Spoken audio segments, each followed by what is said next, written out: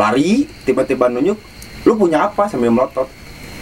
Kan lu bingung gitu loh, antara bingung kenapa dan ada apa gitu.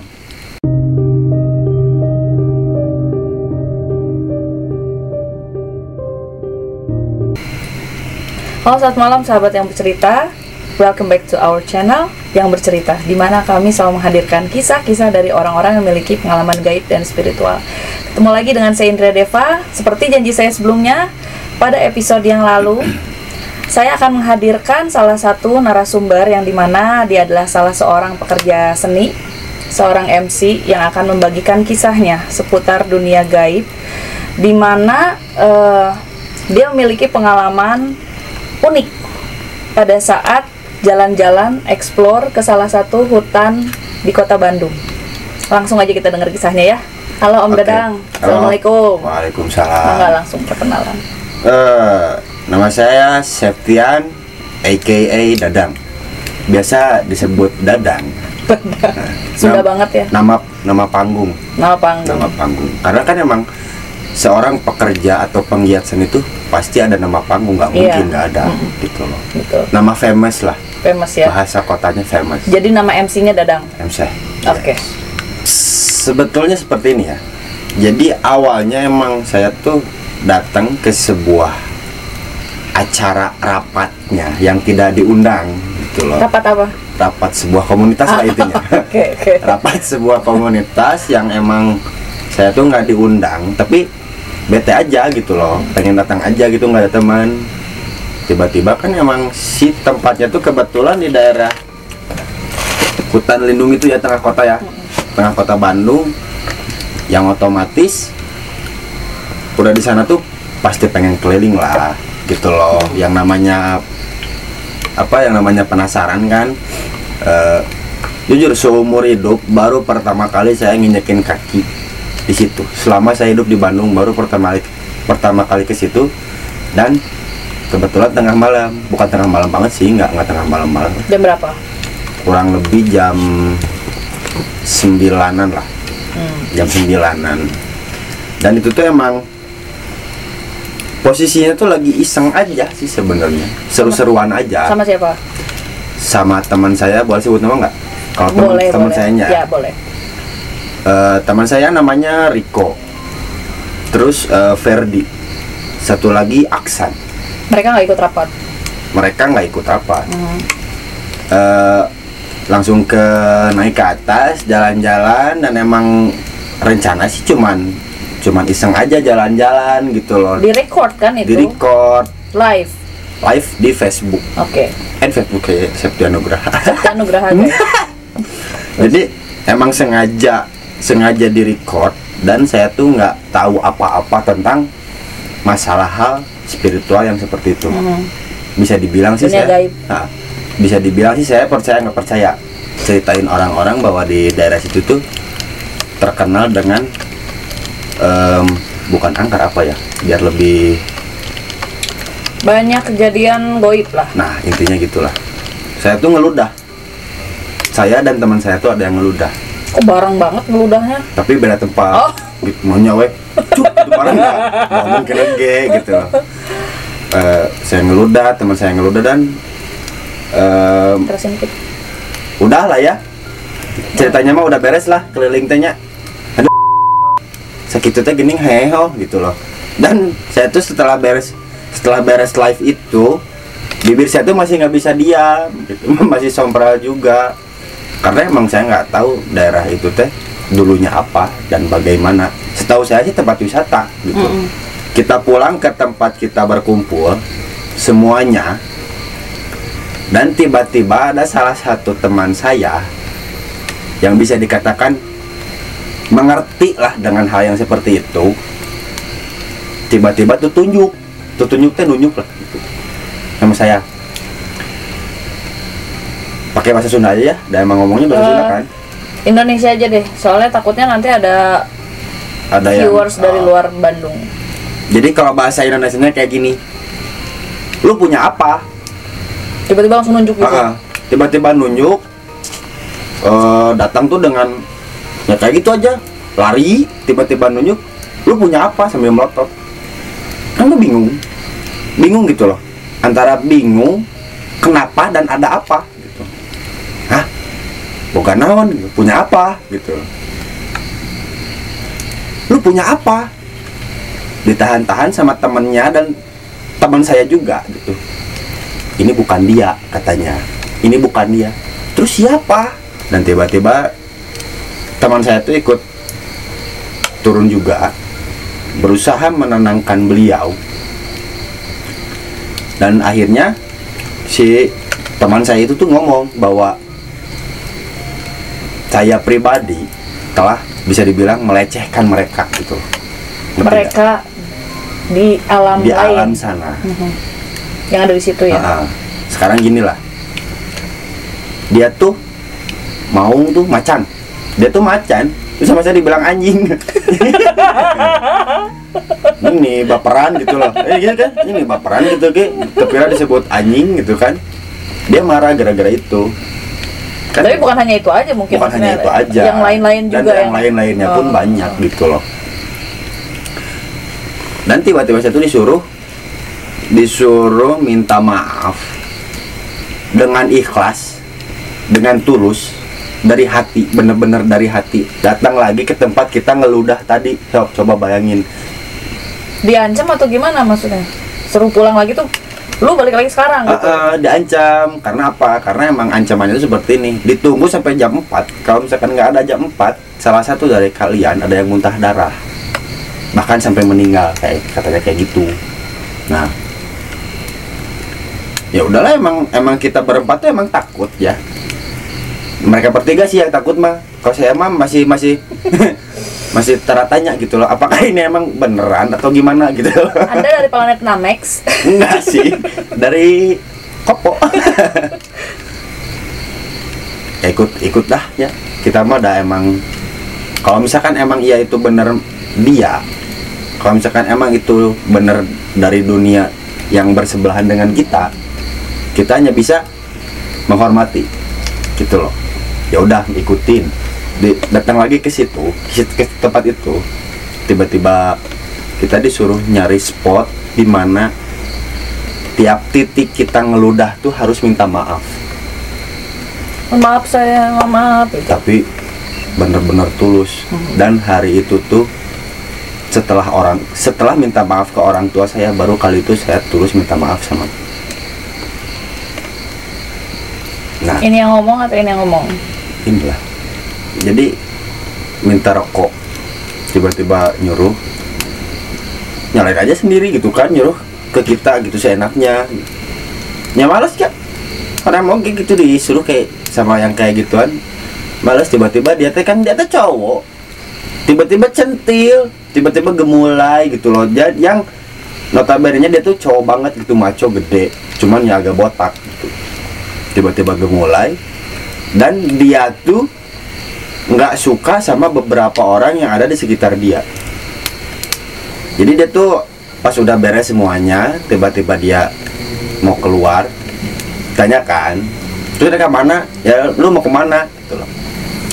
Mau ke ATM ngirim duit ke istri gua, nitip lah beli rokok.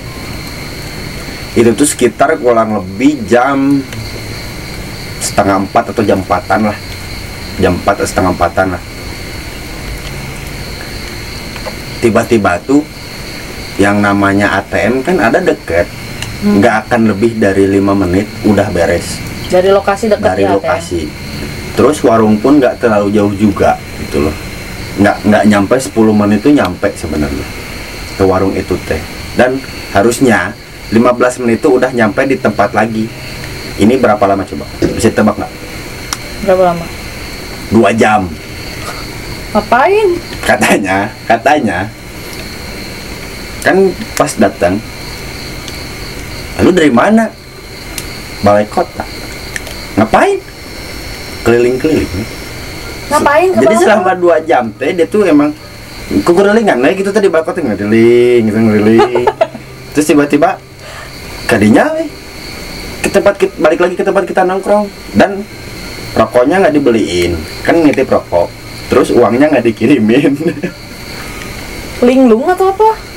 Ya Kalau misalkan bahasa Sundanya mah disasabkeun itu disesatkan lah. Jadi Dibikin nyasar. dibikin bingung we. Oh, oke. Dan tiba-tiba pas ditanya langsung masuklah yang itu, yang centil itu gitu loh. Singkat cerita, setelah lama nggak ketemu, setelah lama nggak ketemu sama dia juga, dan dia pun emang udah jarang main ke tongkrongan juga. Saya udah tiap hari lah, hampir tiap hari saya main ke tongkrongan. Tiba-tiba tuh dia tuh datang, disuruh jikiran dia nggak mau, selalu nolak. Itu udah berapa lama ya? Udah berapa kali diajak jikiran nggak mau. Terus dia tuh masih dia, tapi ada yang beda gitu loh. Si tingkahnya tuh ada yang beda. Ngerti nggak? Jadi maksudnya si makhluknya tuh nggak masih ada di situ atau gimana? kayaknya sih kayak gitu. Soalnya gini loh, ditanya nama tuh dia masih inget namanya dia. Ditanya pulangnya ke mana, dia masih inget pulangnya ke mana. Iya. Oke. Jos, yuk. Jadi dia tuh ditanya namanya siapa, dia masih ingat. Rumahnya di mana, dia masih ingat. Tapi ada yang aneh. Bedanya tuh gimana? Sikap dia tuh masih gemulai. Emang asalnya maco. Maco sangat. Tapi ya emang agak gemulai juga sih. Tapi nggak segemulai itu maksudnya. Jadi emang, dan ternyata setelah ditelaah lebih dalam lagi tuh emang sih bisa dibilang sukmanya kali ya. Sukmanya tuh nyangkut di sana. Di tempat kita awal explore. Oh. Nyangkut di sana selama 1 minggu kalau nggak salah. Kayaknya udah lama sih, udah berapa tahun kurang lebih lah. Terus bisa baliknya? Bisa balik laginya karena emang dituntun sama teman kita juga, dan emang mungkin si dianya pun udah ngeliat gitu, udah bingung juga, terus udah denger suara-suara yang benernya, terus udah ngeliat cahaya yang benernya tuh kemana nih arah pulangnya gitu loh. Oh, jadi ada temen yang bisa nuntun bener kesasar. Iya. Testimoninya orang tersebut bener disasarin. Pas udah sadarnya tuh dia tuh tiba-tiba nangis. Alhamdulillah Gusti ini, wah pokoknya mah terharu. Trauma kali ya dia. Kayaknya sih. Terus ya emang selama seminggu ini tuh saya ngelihat dia tuh kayak bukan dia gitu. Jadi emang asing aja. Dan tiba-tiba ada gitu nggak? Rudet, ngede gitu dah. Jadi pas tiba-tiba dia nangis tuh, nah ini baru dia gitu loh. Ngerti nggak? Nah ini ya kakara mana? Ini baru welcome lu, back gitu. bro. Nah gitu. ini baru lu, kemarin kemana aja? Terus tiba-tiba dia cerita bahwa emang bener, katanya nih, kata orangnya, gua tuh ada di satu tempat di mana ada satu mata air dan semua warganya tuh pakai kemben. Kemben? You know film Angling Dharma? Nah, kostum tahun segitu. ya. Jadi kita lagi ada di satu kerajaan yang enggak notabene sih. Emang semuanya warga-warganya tuh masih pakai kemben, pakai pangsi, terus telanjang dada yang cowok gitu, masih kayak gitu katanya.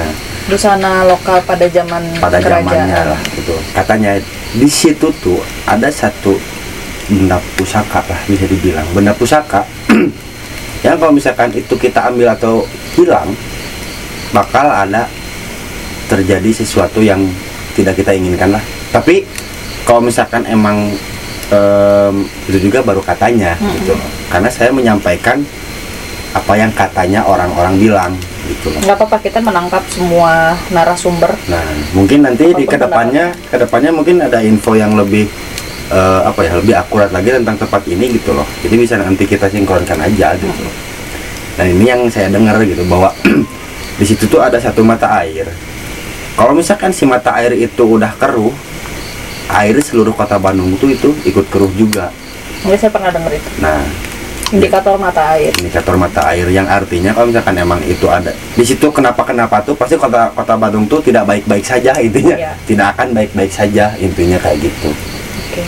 Nah, mungkin itu aja kali yang di tempat ini mah. Jadi sementara tempatnya itu harusnya dilestarikan, dijaga, dan punya histori sejarah yang ya, emang bener-bener yang harus kita lindungi. Terus tiba-tiba ada sekumpulan orang-orang iseng yang sompral. Ya begitulah. Tapi pelajarannya apa nih dari pengalaman ini? Dari pengalaman ini tuh saya bisa nyimpulin atau saya bisa narik pelajaran bahwa jangan pernah sekali macam-macam lah di tempat yang belum kita kenali. Intinya kalau misalkan kita datang ke rumah orang tuh pasti harus permisi. Kalau misalkan kita nggak permisi, orang rumah pasti marah dong, nggak terima. Betul. Nah, itu tuh sama antara dunia kita sama dunia sebelah juga gitu loh. Kalau misalkan emang kita mau ke tempat yang baru, apa susahnya kita amit, kita permisi. Minimal kalau misalkan kita muslim, minimal kita nyebut assalamualaikum, insya Allah. Kalau misalkan emang kitanya ikhlas, mereka pun pasti menerima gitu loh. Berarti sekarang percaya ada alam sebelah? Bisa dibilang percaya ya percaya gitu sih. Ada testimoni lagi? Mengenai pengalaman-pengalaman yang bersinggungan dengan alam sebelah. Kalau yang saya nggak salah denger nih, katanya tahu aja mau ngomong apa. Pernah jadi satu volunteer. Iya, volunteer. Pernah jadi satu volunteer. Mau nggak nih? Bukan dimasukin yang ono, dimasukin ke badannya, tapi ini sukmanya ditarik, keluarin ke alam sebelah, digencarin. Bener pernah? Pernah. Nggak ceritain. Jadi itu sebenarnya sih kena jebakan Batman, Rudet. Jadi kena jebakan Batman. Yang katanya ini nggak apa-apa dan ternyata resikonya lebih tinggi. Tapi nggak. Ini masih ada di sini. Terus ini siapa? Hah? Kan baik-baik aja, fine berarti kan. Berarti Septiani ini. Kok nggak ngondek? Enggak. Jadi emang awalnya tuh ditawarin namanya tuh astral projection kalau nggak salah. Oke. Melepas sukma ya. Melepas sukma. Oke, seru nih obrolannya, udah mulai melepas sukma. Dan ini ada salah satu volunteer yang bisa menceritakan pengalaman-pengalamannya. Jadi kalian kalau yang penasaran astral projection kayak apa, sukma nih. Langsung. Jadi sebenarnya mah kita tuh dikeluarin sukma, tapi kita tuh kayak kebelah dua gitu loh, ngerti nggak? Kayak kebelah. Pada dua. Saat itu Dadang belum mengerti kan, belum ini tuh mengerti. diapain? Oke, berarti langsung ke testimoni. Langsung aja gitu loh. Karena emang yang namanya dilepas sukma atau apapun itu namanya, saya nggak tahu gimana rasanya. Karena itu baru pertama kali saya ngerasain, gitu loh. Nah jadi waktu langsung ditarik sukmanya sama siapa sih namanya?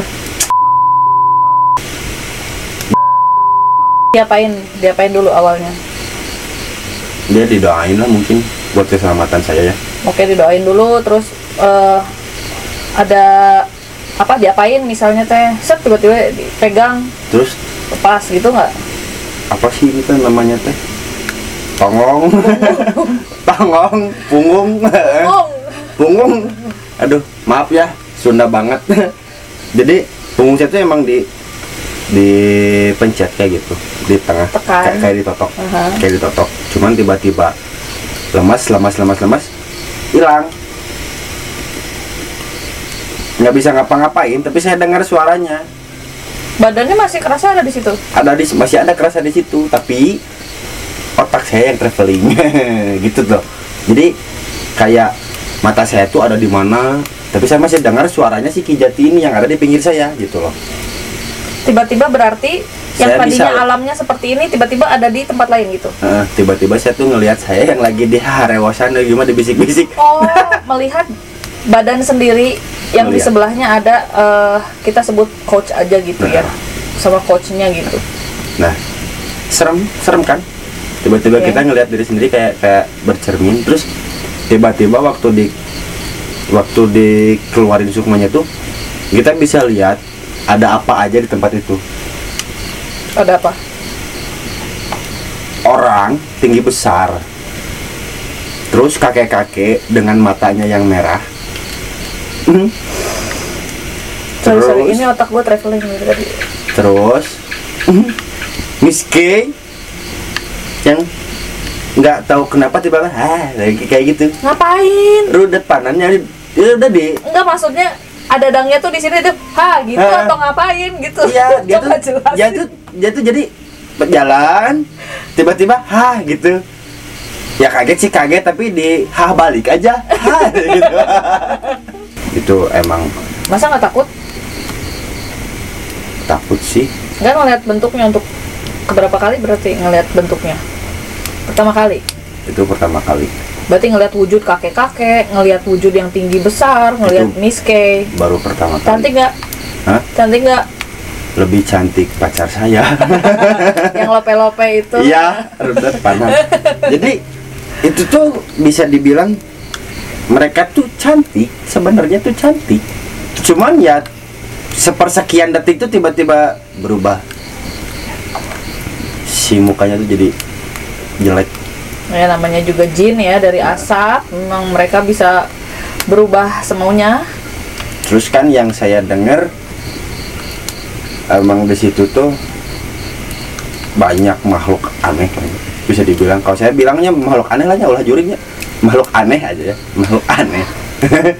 Nah itu tuh tiba-tiba pas nggak kesasar sih, cuman saya bingung jalan pulang gitu loh. Dikasih taunya sebelumnya apa untuk pulang gimana? Ini kamu tuh harus cari cahaya yang paling terang. Dan pas waktu saya mau pulang, cahaya tuh banyak, jadi bingung kan mau pulang kemana. Emang rambu-rambu lalu lintas? Jadi bingung kan, itu kita tuh mau pulang kemana gitu loh. Tapi kita masih dengar suara si ininya tuh coach ya, si coachnya tuh masih dengar gitu. Dan pas dia bilang cari cahaya yang paling terang itu jalan kamu buat pulang. Dan akhirnya di situ tuh ada cahaya yang makin terang. Akhirnya saya pilih itu dan alhamdulillah jadilah saya balik lagi. Dan si coach ini tuh nanya tadi ngelihat apa aja, bisa ceritain. Tapi emang si orang-orang ini tuh bukan orang-orang, si makhluk ini tuh nggak ngomong apa-apa sama sekali kecuali yang jump scare itu. Mungkin kalau misalkan kalian orang-orang normal, bukan orang normal sih ya, kayak kita, kalau misalkan di gitu kumis gitu loh, bakalan kayak gimana gitu. Kalau saya sih balik, nggak tahu kalau kalian gitu loh. Jadi cuman itu aja makhluk yang dilihat. Nah jadi setelah itu tuh jujur saya nggak bisa ngelihat, tapi bisa ngerasain. Ceritain aja ya. Sekarang kayak gini, taruh perumpamaan aja dulu. Lagi jalan anak-anak, tiba-tiba teman kita tiba-tiba nongol aja gitu, kaget nggak? Kaget lah. Nah ini kan kalau misalkan nongolnya wah gitu depan muka, itu pasti kaget. Ini tiba-tiba di bawah, untung nggak refleks. nah itu kan kalau misalkan orang yang latah tuh pasti kena tabok atau apa kan gitu kan. Nah ini tuh ada satu makhluk yang kayak gitu juga tapi di bawah, dan si kepalanya tuh saya tuh ketendang dan nggak tahu kemana. Saya peragain aja ya. Terus si badannya tuh kayak gini. Tapi saya nggak bisa lihat, saya tuh nggak bisa lihat. Tapi saya ngerasain bahwa si badannya tuh emang gerak-gerak gitu kayak tahu dari mana kalau nggak lihat kok badannya bisa gerak? Dari mana? Lauk kesehatan ikan yang kurang air. Gitu. Maksudnya kakinya emang ngerasa di situ, kerasa sama kaki. Iya. Nendang sesuatu dan itu tuh kepala. Berarti ngelihat dong kepala. Samar. Nggak bisa ngerasain. Yang bisa ngerasain ngelihat, nggak bisa ngelihat dengan jelas maksudnya. Samar aja. Kayak kita jalan di tengah kabut. Nah jadi emang bener kata Teh Indri tadi kan, makhluk itu tuh dari asap gitu. Nah kayak gitu, terus ketendang gitu. Justru saya tuh pengen juggling, dicari tuh kemana nggak ada. Oh my god. Si kepala itu tuh nggak ada. Dicari tuh emang nggak ada, dan tiba-tiba pas udah kita lewat tuh si yang badannya tuh udah nggak ada gitu loh. Dan terakhir di sebuah tangga, ada tangga kan di situ. Terus saya Ini syutingnya di mana sih? emang sebutin nggak apa-apa gitu, janganlah. Cluenya aja deh, cluenya. Keluarnya sebuah tempat pariwisata yang sudah tutup di daerah Parongpong. Oke. Nggak tahu ya lah, cluenya pasti kalian pada tahu. Terus? Nah, yang terakhir, bukan terakhir sih, ini kedua jalan-jalan, tiba-tiba saya ngelihat ada yang lagi duduk. Kalau orang Bandung bilang sih ini budak hideng. Nah, itu bahasa Indonesia budak hideng. Anak hitam atau datengnya nanya budak hideng. Megro. Yes. Jadi semuanya hitam legam gitulah. Legam. Emang saya hitam, jadi tidak selegam dia gitulah. Oke. Dan saya bisikin harewos ini. Saya bisikin sama si budak hideng ini teh. Mandi ngarah kasep. Berarti kalian nggak usah ragu lagi ya, dia sompralnya kayak gimana pada saat explore ke hutan ya. Pantesan di sono pada ngamuk gitu. Kayak begini. Tapi Ya, jadi udah gitu tuh jadi kayak yang ya anjing naon sih kayak gitu. Jadi kayak yang nggak terima dicengin, tiba-tiba pergi aja gitu. jadi kalau sompral harus dengan keberaniannya. Sebenarnya ya harusnya sih seperti itu. Tapi aku nanya, boleh nggak sompral? Boleh aja, Kenapa? karena gini loh, sompral tuh bukan kita menantang sebenarnya ya, bukan kita menantang, tapi kita tuh bawa mana aja orang ya lu sama gue, derajat lu tuh di bawah gue gitu loh. Gue manusia yang Allah ciptain itu sempurna, lebih sempurna daripada kalian gitu loh. Ya intinya kalau misalkan lu pengen kayak gitu, pengen sompral, ya mangga aja, asal tanggung resikonya. Betul. Gitu loh. Karena saya kayak gitu tuh, saya berani dengan resiko apa yang saya terima gitu. Dan alhamdulillah selama saya percaya kepada Allah, karena saya Islam, walaupun KTP. Karena saya Islam, saya percaya pada Allah bahwa Allah tuh menciptakan jin dan manusia tuh emang bener ada gitu loh, hanya untuk beribadah kepadanya. Betul. Jadi apa yang harus kita takutin sama dia, toh dia pun nggak akan bisa nyentuh kita kok. Kalau misalkan emang lu nggak bisa lihat, tiba-tiba bisa ngelihat, itu tuh ya sama-sama apes aja. Dia apes, lu apes gitu.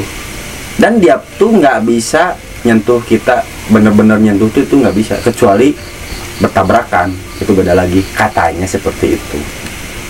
Kayak gitu sih. Jadi kita tampung dari semua narasumber. Nah, Memang banyak perbedaan versi sih dalam masalah ini. Cuman sih kalau pihak yang bercerita sah-sah aja. Setiap orang punya cerita, setiap orang punya masa lalu, punya versi sendiri-sendiri. Jadi kita di sini sistemnya ya nampung aja semua ceritanya. nggak, ini sebenarnya kita lagi di mana? Kita lagi di Pangalengan. Alhamdulillah ada yang Mau menampung berbaik kita. hati mau menampung kita. Karena Ini dari tadi hujanan ya. hujan-hujanan karena memang apa ya, di episode sebelumnya kalau teman-teman lihat kita kehujanan, akhirnya kita nggak bisa kedinginan. Mana emang dingin banget tuh, kabut kan pada turun tuh, jadi kita nggak bisa eksplor ke sungainya gitu. Jadi habis dari kolam cinta kita ke gua Belanda ya. Belanda. Dadang ikut, terus kita tadinya mau ke sungai cuman nggak jadi karena memang cuacanya Cuaca yang tidak mendukung, itu Mbak. hujannya gede banget tadi, langsung lari-lari gitu kan, jadi emang nggak bisa. Tapi next time kita coba sana ya. Jadi tadi banjir ya, kita nggak sempet ke sana. Jadi nggak sempat ke sana, dan alhamdulillah ya masih ada orang yang berbaik hati menampung kita ya. Aduh, Alhamdulillah di kita subuhan. diizinkan bermalam di sini. Terus apa sih nih? Jadi si Duru tuh apa? Menghangatkan badan. Jadi mendeang Bu. Nah. Maaf guys, jadi jiwa lembur saya tuh meronta-ronta. Ngomong-ngomong Belanda nih, tadi ngeliat kolam cinta kan? Dan Pendapatnya gimana? terbaik pisan lah. Jadi saya juga sampai takjub gitu sama orang Belanda yang ini kan di atas di gunung gitu loh. Dan seorang Belanda ini tuh bisa nemu gitu loh bisa nemu tempat seenak itu, setentram itu buat dijadiin radio ya katanya. Basis radio ya, yang untuk berkomunikasi sama negara Belanda yang sebenarnya. Karena di sini kita di Indonesia dan orang Indonesia tuh butuh informasi orang Belanda yang ada di Indonesia ini tuh pasti butuh informasi yang ada di Belanda sana sedang apa gitu dan sedang apa. Nah, jadi si orang Belanda teh kalau kata saya sih positifnya orang Belanda tuh pintar-pintar sebenarnya. Dan positifnya lagi orang Indonesia tuh kuat-kuat. Karena pasti kalau misalkan bukan orang lokal sini, warlock sini yang ngerjain itu, mau siapa gitu. Udah pasti kan orang warlock sini. Betul. Ya mungkin bisa dilihat lah di Google gitu loh. Radio Hindia Belanda pertama di Indonesia ya. Betul. Yang didirikan tahun 1873. Berapa? 1920 didirikannya.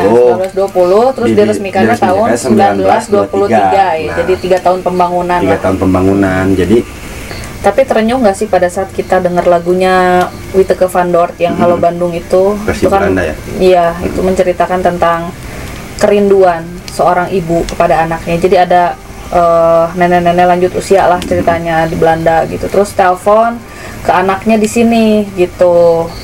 Anaknya udah menikah dengan orang Indonesia dan sangat kangen banget sama cucunya, dan pada saat cucunya ngomong untuk pertama kalinya sama nenek itu, ya neneknya nangis, terus hatinya terenyuh, mungkin bahagia juga, dan gak lama dari situ langsung meninggal. Jadi banyak orang-orang yang memang sedih dengar lagu ini karena memang full of love banget gitu si lagunya. Karena memang kalau kita lihat si kolam cinta tadi itu kan bentuknya tuh kayak tanda panah tuh. Ya. Tapi itu heart kan sebenarnya. Sebenarnya hati. Love gitu ya. Dan itu si tanda panahnya itu kalau misalnya kita tarik satu garis lurus itu ngarahnya tuh ke Netherlands. Ke Belanda. Gitu. Jadi pernah denger sih lagunya, cuman saya nggak tahu artinya, dan baru kali ini saya tahu artinya itu apa, nyeritain apa ya. Kalau misalkan saya jadi si neneknya, ya pasti sedih lah gitu. Karena kan seorang ibu yang rindu sama anaknya dan tiba-tiba udah nikah aja gitu, terus pengen dengar suara cucunya yang nggak bisa lihat gitu loh, dan katanya udah dengar suara cucunya nggak lama dari situ meninggal ya. Nah, ya meninggalnya dalam keadaan happy ya. Ya berarti senang. Terbaik lah si nenek pokoknya. Terbaik si nenek. Jadi emang nggak bisa diungkapin dengan kata-kata gitu ya. Nangis bahagia sama pastilah si nenek itu tuh ngerasain gitu loh, nangis bahagia dan tiba-tiba akhirnya aku punya cucu juga gitu loh. Walaupun bukan asli darah Belanda. Betul. Gitu. Apapun yang terjadi di masa lalu, polemik dan lain sebagainya, semua itu adalah bagian dari histori ya. Belanda di tanah air seperti apa, Jepang di tanah air seperti apa, bahkan orang pribumi di tanah air kita sendiri seperti apa, itu semua adalah masa lalu dan sebuah bahan pembelajaran untuk kita semua. Jadi memang ada yang tidak baik, tapi ada pula yang baiknya. Jadi lebih bijaksana, alangkah bijaksananya kalau misalnya kita melihat semuanya dari tengah posisinya, betul-betul kita lihat secara objektif, lihat baiknya, ya mungkin ada juga yang buruknya, tapi kita jangan mengecilkan yang baiknya. Ya. Dan mungkin Teh Indri, satu lagi yang mau saya ingetin sama anak muda yang di Indonesia lah ya, semuanya anak-anak muda, tolonglah hargai jejak sejarah, rekam sejarah gitu loh, rekam sejarah dengan tidak mencoret-coret tempat dinding itu gitu loh. Karena apa? Karena itu tuh sama pemerintah lah bisa dibilang ya. Itu tuh sama pemerintah tuh dijaga, tapi sama kita nggak bisa ngejaga. Tiba-tiba ada coretan Rani, Lope, Yayan misalkan, itu kan banyak gitu loh. Dan saya tadi lihat sendiri gitu loh bahwa di Gua Belanda itu tuh masih ada coretan-coretan kayak gitu. Di tempat-tempat bersejarah yang lainnya di luar sana, bukan hanya di tempat ini. Tolonglah jaga, rekam sejarah, jejak sejarah yang udah orang tua dulu kita tuh perjuangin gitu. Intinya kayak gitu sih, pesan-pesan buat Betul, setuju teman-teman di luar. Iya, jadi walaupun itu buatan Belanda, walaupun itu buatan Jepang, kenapa kita harus menghargai? Pertama karena memang itu adalah sebuah rekam jejak sejarah tadi. Yang keduanya itu adalah satu perwujudan bahwa seberapa besar para pahlawan dulu memperjuangkan tanah air. Jadi dulu tuh pernah ada penjajah yang datang ke sini, gitu loh.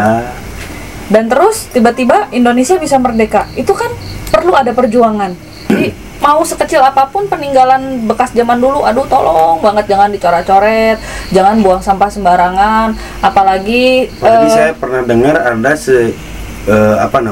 di tempat yang tadi itu di Radio Malabar itu, katanya dulu tuh ada yang namanya teleskop apalah gitulah, mesinnya itu yang dari besi semuanya itu tuh dicuri.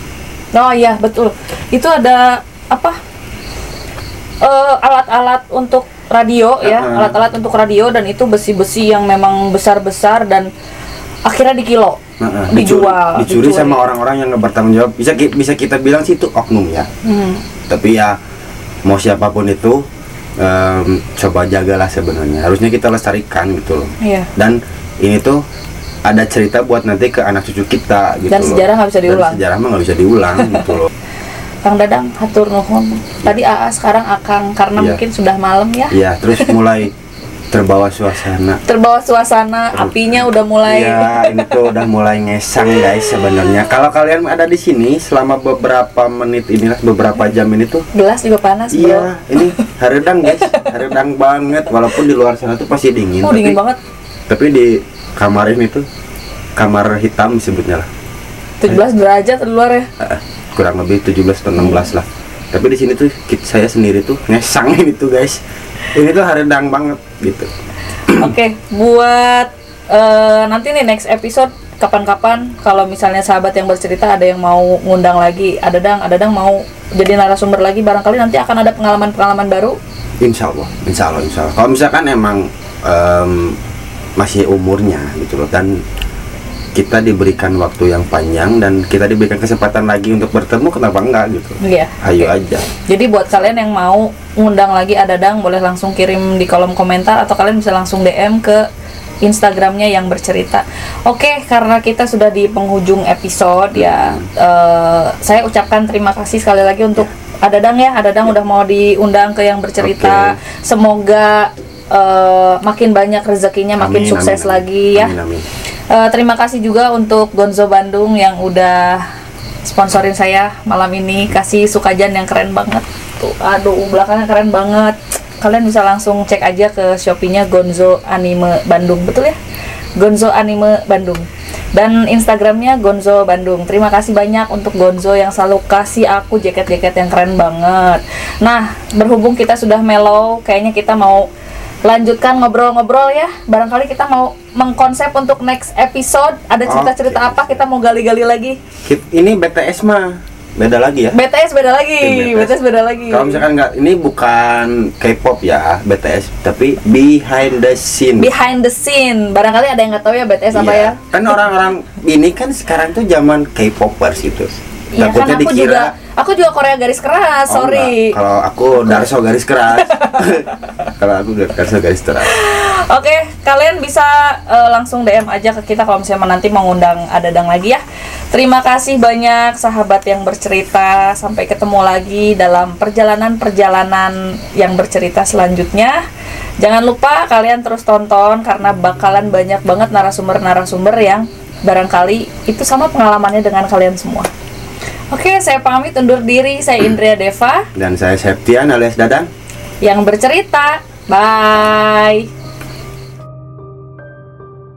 Yang saya lihat, menurut saya lihat itu ada dari leluhurnya dia satu, orang Belandanya dua, dan satu lagi itu siluman.